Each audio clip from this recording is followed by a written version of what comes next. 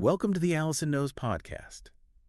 Okay, so you guys have been asking for a deep dive into how American politics got so polarized. And, well, that's what we're going to do today. Okay. We're going to be, exploring how trends from the 1980s onward, Right. from, the rise of conservatism and media's influence to the explosion of social media have, shaped the political landscape that we see today. Yeah. And to guide us through this fascinating journey, we have an expert in political history and communication trends joining us today. All right, so before we get into the nitty-gritty, let's set the stage a little bit. Okay. Think back to the 1980s. Okay. What's the first thing that pops into your head when you think about politics from that era? Maybe it's big hair or shoulder pads. Yeah. Or even just that, iconic image of Ronald Reagan. Right. Speaking of Reagan, did you know that he actually started his career in Hollywood? Yeah, that's right. He did. It's fascinating. How his background as an actor actually played a significant role in shaping his communication style and ultimately how politics was presented and perceived. It's true. He was a master storyteller. Right. And that ability to connect with the public on an emotional level rather than just focusing on policy specifics really resonated with people. That's so interesting. Yeah. It makes you wonder how much of today's political messaging, with its focus on crafting narratives and appealing to emotions, Right. can be traced back to Reagan's approach. Do you think that his Hollywood background was a key factor in this shift toward a more personality-driven style of politics? I think it definitely played a role. Reagan understood the power of storytelling, of using anecdotes and emotional appeals to connect with audiences. Yeah. He knew how to craft a compelling narrative that resonated with people's hopes and fears. Yeah. And that approach has had a lasting impact on political communication. Totally. It makes sense, right? People are more likely to remember a story or a feeling than a dry list of policy points. Right. But Reagan wasn't just about style, was he? No, absolutely not. His economic policies, often referred to as Reaganomics, were pretty revolutionary for their time and sparked a debate that continues to this day. Absolutely. Reaganomics centered on this idea of trickle-down economics. Right. The theory that if you cut taxes for the wealthy and corporations, it would stimulate economic growth. And those benefits would eventually trickle down to everyone else. Okay. It's a concept that has been both praised and criticized, Right. with some arguing that it primarily benefited the rich and exacerbated income inequality. Right. And you can still see echoes of that debate playing out in today's discussions about tax policy and income inequality. Sure. So while Reagan was capturing hearts with his storytelling Yeah. and shaking things up with his economic policies, another significant force was gaining momentum. Right. The rise of conservatism. And one name that looms large in this movement is Newt Gingrich. Right. What was so revolutionary about his approach to politics? Well, Gingrich was a master strategist Okay. who really understood how to leverage the power of media and messaging to advance his agenda. He emerged in the 1990s with this very specific plan, the Contract with America, Right. which was basically a list of promises focused on shrinking the government, lowering taxes, and cracking down on crime. Interesting. It was a brilliant piece of political marketing that presented a unified Republican front and resonated with voters who were tired of the status quo. And that contract really set the stage for the political battles of the 1990s, right? It did. The Republican Party, riding the wave of that contract, gained control of both the House and the Senate in the 1994 midterm elections. Wow. It was a massive power shift that intensified partisan conflict, leading to those dramatic showdowns between the Republican-controlled Congress and President Bill Clinton, culminating in the government shutdown of 1995. Speaking of showdowns, can you believe this was also the decade that gave birth to the 24-hour news cycle? It's crazy. Can you imagine the role that played in all of this? Yeah, the rise of cable news with outlets like CNN, MSNBC, and the fledgling Fox News had a profound impact on how political events were covered and consumed. It was no longer just about reporting the news. It was about framing the narrative, often through a partisan lens. Right. And with the constant churn of the 24-hour news cycle, those political battles were amplified, dissected, and debated endlessly, further deepening the partisan divide. It's like the media landscape itself became a battleground, shaping public perception and fueling the fires of polarization. Sure. Now, if you're finding this deep dive into the evolution of American politics as fascinating as I am, don't forget to like, subscribe, and share the Allison Knows podcast on Spotify and YouTube. Please do. We really appreciate your support. Yeah. And as we move into the 2000s, it's clear that media's influence on politics only continues to grow, especially during the George W. Bush administration. Yeah, you're absolutely right. Okay. The Bush years, particularly the post-9/11 era, saw a very deliberate use of language and rhetoric to shape public perception, particularly around issues of national security and the war on terror.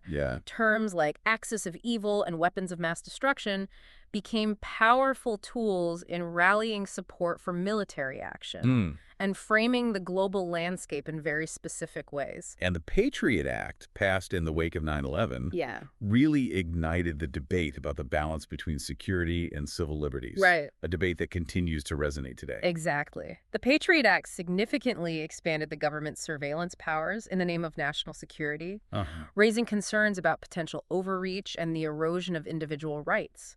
It's a classic example of how a major event can reshape the political landscape and fuel debates that transcend partisan lines. So we've seen how Reagan's communication style, the rise of conservatism, and the growing power of media all contributed to laying the groundwork for the political polarization we see today.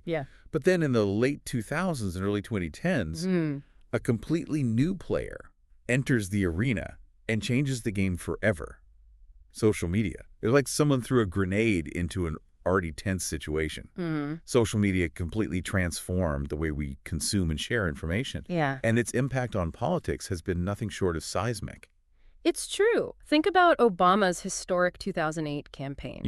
He was a master of using social media, particularly platforms like Facebook and Twitter, to connect with voters, especially young people. It was a turning point that demonstrated how quickly the political landscape is shifting, and how these new tools could be used to mobilize and engage voters in unprecedented ways. It's amazing to think about how quickly social media went from being this fun way to connect with friends and family to becoming this powerful force in shaping political discourse. But of course, it wasn't all positive, was it? Unfortunately, no. While social media did open up new avenues for civic engagement and political participation, it also had some unintended consequences. One of the most significant was the rise of echo chambers and filter bubbles. These online environments where people are primarily exposed to information that reinforces their existing beliefs and rarely encounter opposing viewpoints. So you end up in these online communities where everyone agrees with each other. And any dissenting opinions are quickly shut down or dismissed. It's no wonder that this kind of environment would contribute to further polarization, right? Absolutely. When you're constantly surrounded by people who share your views, it's easy to become more entrenched in those views and less tolerant of those who hold different opinions. It creates a breeding ground for misinformation and confirmation bias, making it difficult to have constructive conversations and find common ground. It's like everyone's shouting their opinions from their own little corners of the internet. And no one's really listening to each other. And then to add fuel to the fire, we have the issue of misinformation and fake news spreading like wildfire on social media. It's hard to know what to believe anymore. That's a huge problem. The speed and reach of social media make it incredibly easy for false or misleading information to spread, often faster than accurate information. And because people tend to share content that confirms their existing beliefs, even if it's not true, it creates a vicious cycle that further reinforces those beliefs and deepens the partisan divide. It's like we're all living in our own separate realities, fueled by algorithms and confirmation bias. Okay, so we've got these echo chambers, we've got misinformation running rampant, and then into this already volatile mix steps Donald Trump, who took social media to a whole new level. He was a master of using Twitter to bypass traditional media outlets and speak directly to his base. Often in a very provocative and divisive way. That's right. He understood the power of social media to shape the narrative, to control the conversation, and to mobilize his supporters. He used Twitter to attack his opponents, to spread misinformation, and to rally his base, often bypassing the filters of traditional media and fact-checking. And he wasn't afraid to use inflammatory language or to exploit existing divisions for political gain. Right. It felt like he was constantly pushing the boundaries of what was acceptable in American political discourse. He was. And that approach, while effective in mobilizing his base, also further contributed to the erosion of trust in institutions, the media, and even in each other. It's like he poured gasoline on a fire that was already burning out of control. Yeah. And during this period, we also saw the rise of this fake news phenomenon, where the term itself became weaponized to discredit any information that challenged a particular viewpoint, regardless of its accuracy. Absolutely. The term fake news became a catch-all phrase for anything that people didn't want to believe, making it even harder to discern truth from falsehood and contributing to a climate of distrust and suspicion. It feels like we're still grappling with the fallout from that era. Yeah. So as we move into the present day, it's clear that the trends we've been discussing, the focus on personality over policy, Right. the rise of partisan media, the explosion of social media, and the weaponization of misinformation, have all converged to create the highly polarized political landscape we see today. But I'm curious to hear from you, what do you think are some of the most significant challenges facing American democracy right now, and what can we as individuals do to address them? Well, I think one of the biggest challenges we face is this erosion of trust.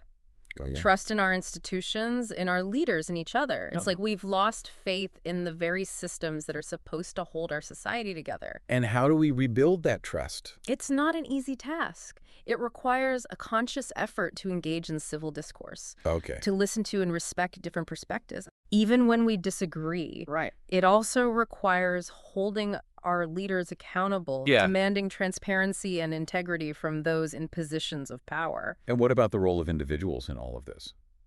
Well, I think each of us has a responsibility to be informed and engaged citizens, to educate ourselves on the issues, to think critically about the information we consume, and to participate in the political process. That's such an important point. We can't just sit back and wait for someone else to fix these problems. Right. We all have a responsibility to be informed, to engage in civil discourse, and to hold our leaders accountable. Exactly. And one of the most powerful ways we can do that is through voting. Right. Our vote is our voice. It's our chance to make our voices heard and to shape the future we want to see. I love that idea of voting as an act of hope and a commitment to shaping the future we want to see. It is. It's a way to say that we believe in our democracy and that we're willing to fight for it. Now, if you're enjoying this deep dive into the forces that have shaped American politics, don't forget to like, subscribe, and share the Allison Knows podcast on Spotify and YouTube. Please do. We'd love for you to join our community of curious minds. And be sure to tune in for the next part of this episode, where we'll continue our exploration of political polarization. Delve into its impact on our daily lives, and discuss some potential solutions for bridging the divide. It's interesting to think about how the very tools that were supposed to connect us and make us more informed have in some ways contributed to these divisions. Yeah, it really is a paradox, right? Social media has this incredible power to bring people together. Right. To amplify voices that might otherwise go unheard. Yeah. And to spark movements for social change.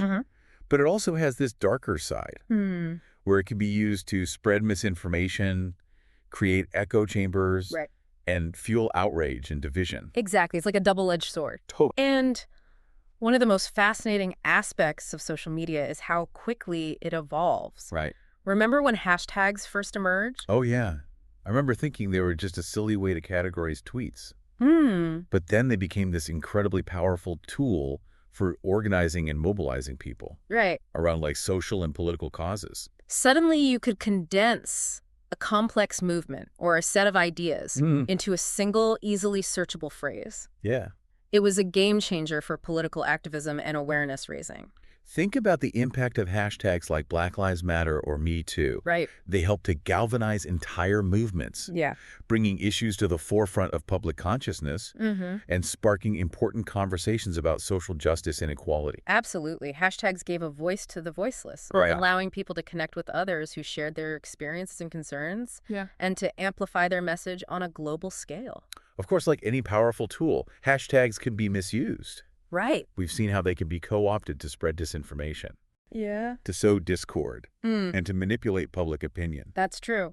It's a constant reminder that we need to be critical consumers of information online. Yeah. Regardless of whether it's presented in a tweet, a meme, or a lengthy article. Right. We have to be mindful of our own biases. Right. And we need to be willing to engage with diverse perspectives. And speaking of memes, they've become such a ubiquitous part of our online culture.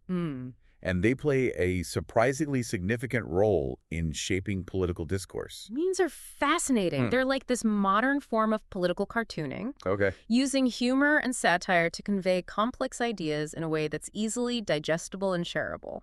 It's amazing how they can take a complex political event or issue and boil it down to this simple, often humorous image or caption that captures the essence of what's happening. And because they're so shareable, they can spread like wildfire on social media, reaching a much wider audience than traditional forms of political commentary. It's like sneaking in a political message under the guise of entertainment. You're laughing, but you're also absorbing a message. And that can be incredibly persuasive, especially for younger audiences who might not be as engaged with traditional news sources. It's true. Memes can be a gateway into more serious political discussions. They can spark curiosity and encourage people to learn more about the issues that are being satirized or discussed. And memes also have this incredible power to create a sense of community and shared identity. When you share a meme with someone, you're not just sharing a joke. You're also signaling that you share a similar worldview or sense of humor. It's like saying, I get you. I see the world the same way you do. And that can be very powerful in a political context. Especially in a time when people are feeling so divided. Exactly. Memes can create a sense of belonging, of solidarity, which can be especially appealing in a time of heightened political polarization. It's a reminder that even in the midst of all this division, there are still things that can bring us together. Even if it's just a shared laugh over a funny meme. And speaking of platforms that bring people together, we can't forget about Facebook. Oh, absolutely. I mean, everyone's on Facebook, right? Facebook was a true game changer in the world of social media and its impact on politics. It wasn't just about sharing updates with friends and family. It became a primary source of news and information for millions of people, which meant it also became a prime target for political campaigns. And unfortunately, for those seeking to spread misinformation. It's scary to think about how easily those false narratives and propaganda could spread on platforms that so many people trust. And then there were the algorithms, right? The way Facebook prioritized content in people's news feeds sometimes ended up creating these echo chambers where users were only exposed to information that reinforced their existing beliefs. That's right. It wasn't just about what people were choosing to share. It was also about how Facebook was choosing to show it to them. And that had a significant impact on shaping people's perceptions of political events and issues. It's like being in a carefully curated bubble where everything you see confirms your existing worldview, making it even harder to engage with different perspectives. And then there's the whole issue of political advertising on Facebook, which raised a lot of concerns about transparency and the potential for manipulation. Absolutely. The ability to target very specific demographics with tailored political messages, often without much oversight or accountability, raised a lot of ethical questions about the influence of these platforms on elections and public opinion. It's like we're all part of this giant social experiment. And we're only just beginning to understand the long-term consequences. Now, while we've been talking a lot about social media platforms, we also have to acknowledge the individuals who use those platforms to spread their messages. The so-called influencers. Yes, the influencers. They're a fascinating phenomenon, aren't they? They are. You have celebrities, activists, vloggers, YouTubers, all these people with massive online followings who can wield tremendous influence over how people think about and engage with political issues. It's like a new form of celebrity endorsement. But instead of selling products, they're selling ideas and political viewpoints. Exactly. And the lines can get pretty blurry sometimes between genuine activism and self-promotion or even propaganda. It's important to be critical of the information we're consuming online, regardless of who's sharing it. Right. We need to be mindful of the influencers' motivations, their biases, and the potential for manipulation. It's like we're all constantly being bombarded with messages. Yeah. And it can be hard to filter out the noise and discern what's true, what's biased, and what's just plain manipulation. It's a real challenge, and it's why media literacy is more important than ever. Totally. We need to be equipped with the tools to critically evaluate information, to identify bias, and to make informed decisions about what to believe and who to trust. So we've talked about social media platforms, hashtags, memes, Facebook, and influencers. Right. It's clear that these digital tools have had a profound impact on shaping political discourse. And in many ways contributing to the polarization we see today. Yeah. But let's shift gears a bit and talk about a factor that's been brewing for decades. Okay. Long before the advent of social media, the breakdown of bipartisanship. Yes. The demise of bipartisanship. Right. It's a trend that's been unfolding for decades. And it's a sad story, really. It is sad. I mean, there was a time when politicians from different parties could actually work together. Right. Find common ground and compromise to get things done for the good of the country. Yeah. But it seems like that's become increasingly rare in recent years. It has, and there are a lot of factors at play here. Right. But I think one of the most significant is the rise of hyperpartisanship, where people are so deeply entrenched in their political beliefs that they're unwilling to even consider the other side's perspective. It's like we've lost the ability to disagree without being disagreeable. Yeah. We've become so focused on winning the argument that we've forgotten about the importance of finding common ground and working together to solve problems. Exactly. Civil discourse has become a lost art. Right. And that's a real problem for a democracy because at its core, democracy requires compromise. It requires people to be willing to listen to each other, to understand different viewpoints, and to find ways to bridge those differences. It's like we've all retreated to our own corners, armed with our talking points and our outrage. Yeah. And we've forgotten that we're all on the same team, that we're all Americans. Right. And that we all have a stake in the success of our country. It's a sobering thought, and it raises the question of how we move forward. Right. How we rebuild trust and restore civility to our political discourse. That's a big question. And it's one that we're going to explore in more depth in the next part of this episode. Okay. But before we do, I want to touch on one specific period in recent history that really illustrates these trends in action. Okay. The Obama presidency. Barack Obama's election in 2008 was a watershed moment in American history. He was the first African-American president of the United States. Right. And his campaign was fueled by a message of hope and change that resonated with people across the political spectrum. Remember all that excitement, all that optimism? Yeah. It felt like a new era was dawning.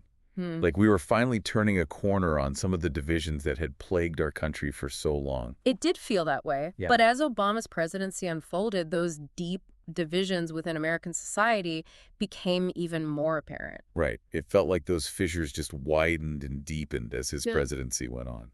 They did.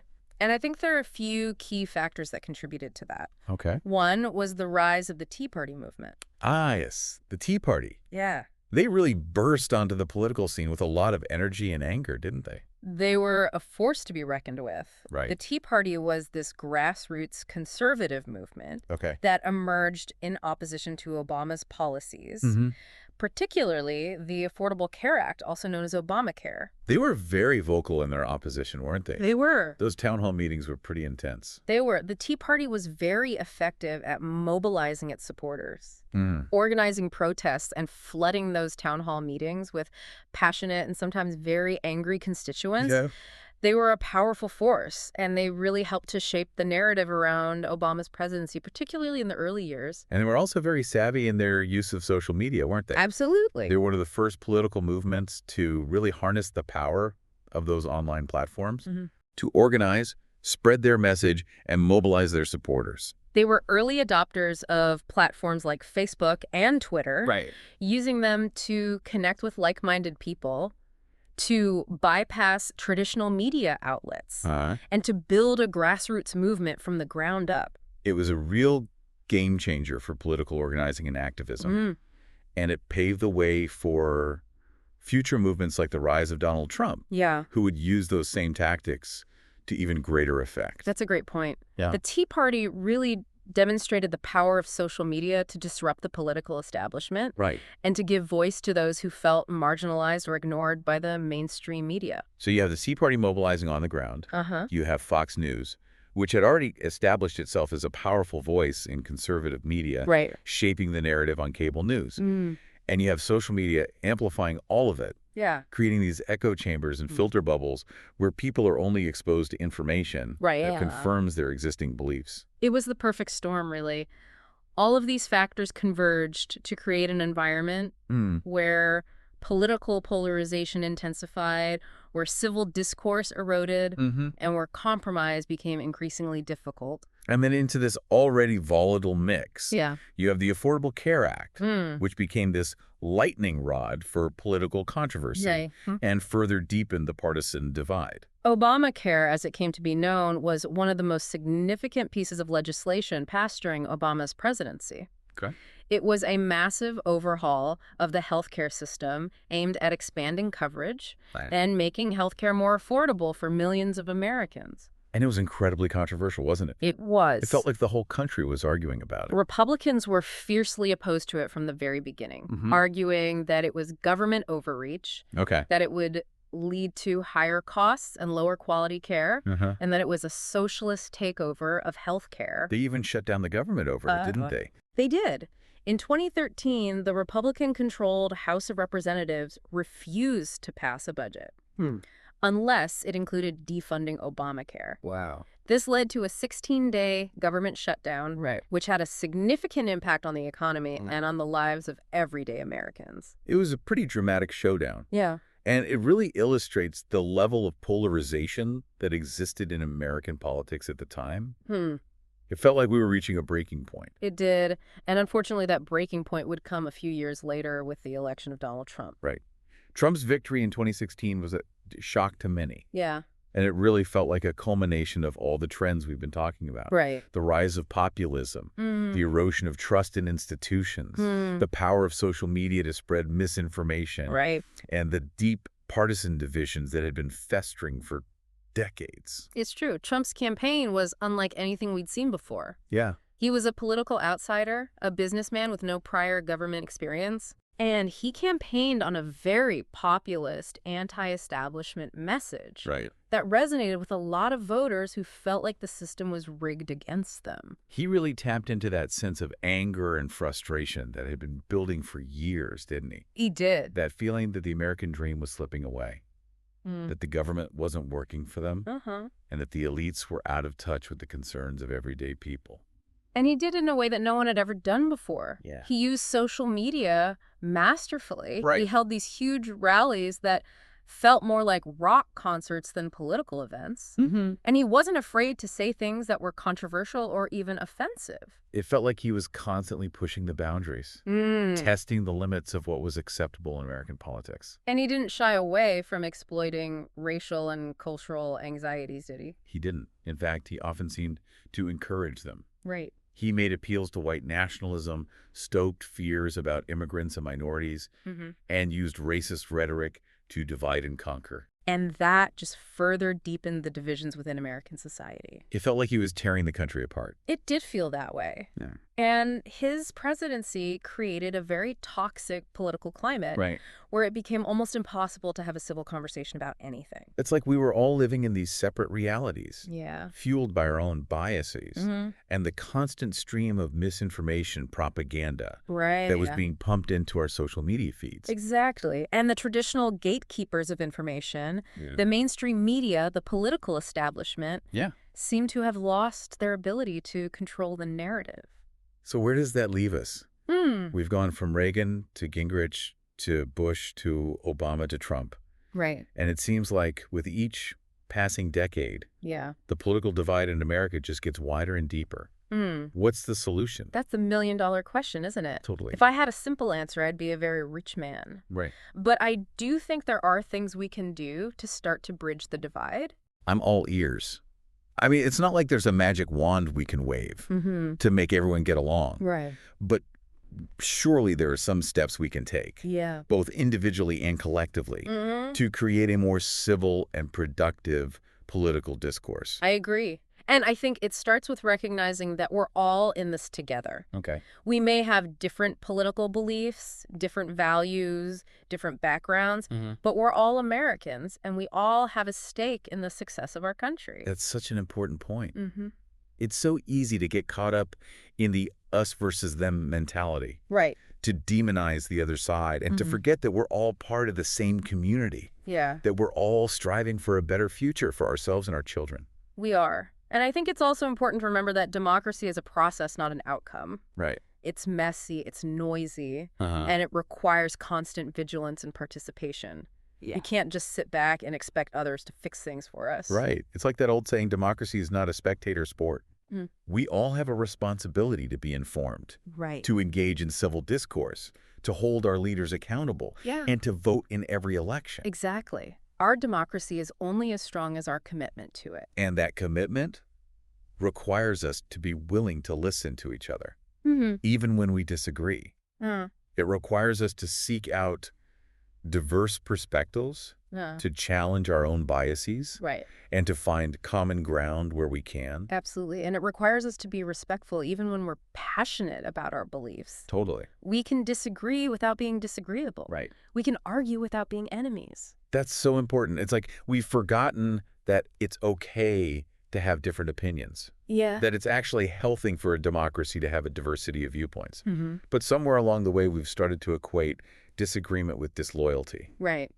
And that's dangerous. It is dangerous because when we silence dissenting voices, when we refuse to engage with those who hold different views, we create an environment where extremism and intolerance can thrive. So how do we create a more tolerant and inclusive political culture? How do we bridge this divide that seems to be getting wider and deeper with each passing day? Well, I think education is key. We need to teach people how to think critically about information. Okay. How to identify bias, how to be more discerning consumers of news, and how to engage in civil discourse. That's so important, especially in the age of social media where we're constantly bombarded with information from all sides. Right. Much of it unreliable or intentionally misleading. We need to be equipped with the tools to navigate this complex information landscape and to make informed decisions about what to believe and who to trust. Absolutely. We need to teach people how to separate fact from fiction, how to evaluate sources, how to recognize propaganda and misinformation, and how to think for themselves. Look, we need to become our own fact checkers. In a way, yes. We need to be more skeptical, more discerning, and more willing to question what we see and hear, especially online. And we also need to be more mindful of the language we use, right? That's a great point. Words have power. And the way we talk about political issues can either inflame tensions or promote understanding. We need to move away from the language of outrage and division and instead focus on finding common ground, building relationships, and working together to solve problems. So it's not just about what we say. It's about how we say it. Right. It's about being respectful even when we disagree. It's about listening to each other even when we don't understand. And it's about being willing to change our minds when presented with new information or different perspectives. Exactly. It's about recognizing that we're all human beings, that we all have our own unique experiences and perspectives, and that we can learn from each other even when we don't see eye to eye on everything. It sounds like a tall order, but it's also incredibly inspiring. It is, because at the end of the day, I believe that most people, regardless of their political beliefs, want the same things. Right. A safe and secure future for themselves and their families, a thriving economy, a just and equitable society, and a government that works for them, not against them. I agree. And if we can focus on those shared goals, if we can find ways to work together to achieve them, then maybe, just maybe, we can start to bridge the divide. Right. And build a more united and hopeful future for our country. I believe we can. It won't be easy, but it will be worth it. I think our listeners are really going to appreciate that message of hope and optimism. I hope so. And speaking of our listeners, if you're finding this deep dive into the complexities of American politics as thought-provoking as I am, don't forget to like, subscribe, and share the Allison Knows podcast on Spotify and YouTube. Please do. We'd love for you to join our community of curious minds. It's a fascinating topic, isn't it? It is fascinating. It's all about understanding how we got to where we are today. And more importantly, how we can move forward in a more constructive and hopeful way. Right. And I think a big part of that is recognizing the power of our individual voices and the importance of participating in the democratic process. Absolutely. Especially through voting. Voting is such a fundamental right and responsibility. Yeah. It's the foundation of any democracy. Right. And it's the most direct way we have to make our voices heard and to shape the future we want to see. It is fascinating, isn't it? Yeah. How the power of voting lies in its ability to translate those individual voices into collective action, right, shaping the direction of our communities and our nation. It's a reminder that we're not powerless, that we have a say in our own destiny. Exactly. And when we choose not to vote, it's like we're letting someone else write our story for us. Right. We're giving up our power to shape the future we want to see. So to all our listeners out there, no matter what your political beliefs are, no matter how disillusioned or cynical you might feel about the current state of our democracy, make sure your voice is heard. Yes. Register to vote. Educate yourself on the issues. Right. And cast your ballot in every election. Every vote counts. Yeah. And every voice matters. Now, before we wrap up this deep dive, I want to leave our listeners with one final thought. Okay.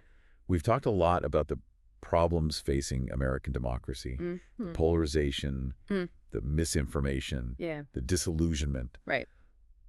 But I think it's important to remember that democracy is a work in progress. I couldn't agree more. Democracy is not something that we inherit. Right. It's something that we have to constantly fight for, to nurture, to defend. It's a precious and fragile thing, and it requires our constant attention and care. And it's not always easy. Right. It can be messy, it can be frustrating, and it can be downright discouraging at times. But it's also incredibly rewarding. Yeah. Because when we participate in democracy, when we engage in those tough conversations, when we work together to solve problems, we're not just building a better future for ourselves. We're building a better future for generations to come. Beautifully said. It's a legacy worth fighting for. It is. And I think our listeners are going to really appreciate that message of hope and empowerment. I hope so. Well, this has been an incredible journey through the evolution of American political polarization. Thank you so much for joining us on this deep dive. You're welcome. And a huge thank you to our expert for sharing their incredible insights. It's been my pleasure. I always enjoy these conversations. Yeah. And I appreciate the opportunity to share my thoughts with your listeners. And to our listeners, thank you for sticking with us through this long but important conversation. We hope you found it informative and thought-provoking. Yep. And remember, the future of American democracy is in our hands. Let's make it a good one. So we've covered a lot of ground in our deep dive into political polarization. We've talked about the rise of conservatism, the influence of media, the explosion of social media, and the breakdown of bipartisanship. Right. But there's one more crucial piece of the puzzle we need to address. Yeah. And you actually highlighted this in your notes, the role of race and racism in American politics. It's an absolutely essential conversation to have. We can't talk about political polarization in America without acknowledging the deep and persistent legacy of race and racism. It's been woven into the fabric of our nation since its founding, and it continues to shape our political landscape in profound ways. It's like this undercurrent that runs through so much of our political discourse, even when it's not explicitly stated. And I think the election of Barack Obama, the first African-American president, really brought a lot of those racial tensions to the surface. It did. His election was a historic moment, a symbol of progress and hope for many. But it also triggered a backlash among some segments of the population who felt threatened by the changing demographics of the country and by the idea of a black man in the White House. It's almost like his presidency, while groundbreaking and inspiring, also exposed the deep racial divides that still existed, the ones that many had hoped were fading into the past. Exactly. And that backlash, fueled by racial anxiety and resentment, helped to create the conditions for the rise of Donald Trump, who openly exploited those divisions during his campaign. He really weaponized race and identity politics, didn't he? His rhetoric often played on fears about immigrants, minorities, and Muslims, and he appealed to a sense of white grievance and nostalgia for a time when America was supposedly great. He did, and that approach, while deeply divisive, proved to be very effective in mobilizing a certain segment of the electorate who felt left behind, ignored, or threatened by the changing cultural and demographic landscape of the country. It's a stark reminder that while we've made progress on issues of racial equality, we still have a long way to go, and these deep-seated racial tensions continue to fuel political polarization and make it harder to find common ground. Absolutely. To truly address the issue of political polarization, we have to confront the issue of race and racism head on. We can't just sweep it under the rug or pretend it doesn't exist. So where do we even begin? How do we start to dismantle these systems of racial inequality and build a more just and equitable society? It's a complex challenge, but I think it starts with education and awareness. We need to teach people about the history of race and racism in America, about the systemic inequalities that still exist, and about the ways in which racism continues to manifest itself in our society, often in subtle and insidious ways. It's like we need to develop a shared understanding of our history, both the good and the bad, in order to move forward. Exactly. And that understanding needs to go beyond just acknowledging the past. It needs to include a recognition of how that past continues to shape the present, how systems of racial inequality are embedded in our institutions, our laws, and our culture. It's about understanding that racism isn't just about individual prejudice or bigotry. It's also about the systems and structures that perpetuate inequality, often without us even realizing it. Exactly. And that's why it's so important to have these conversations, to challenge our own biases, and to work to dismantle these systems of oppression. So education is key, but it's not enough on its own right. We also need to take concrete actions to address systemic racism and promote equality. Absolutely. That means looking at things like criminal justice reform, education reform, economic opportunity, and access to health care. It means addressing the racial wealth gap, dismantling discriminatory policies, and investing in communities of color that have been historically marginalized and disinvested. It's about creating a level playing field where everyone has an equal opportunity to succeed regardless of their race or ethnicity. Exactly. And it's about recognizing that racial justice is not just a moral imperative. It's also essential for the health and well-being of our democracy. A society that is divided along racial lines cannot be truly free or equal. It's like we're all interconnected, and the well-being of one group affects the well-being of all of us. So Right. addressing racial injustice isn't just about doing the right thing.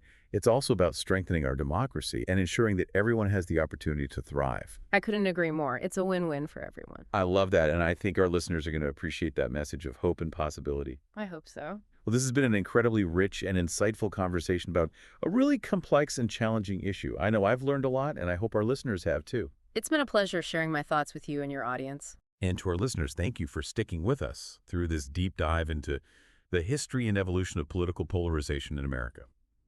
We hope you found it informative, thought-provoking, and maybe even a little bit inspiring. And remember, we're all in this together. Let's keep those conversations going. Let's challenge each other, and let's work together to build a more just equitable and united future for our country. And before we wrap up, if you're enjoying the Allison Knows podcast and you want to hear more deep dives into fascinating topics like this, don't forget to like, subscribe, and share the show on Spotify and YouTube. We really appreciate your support.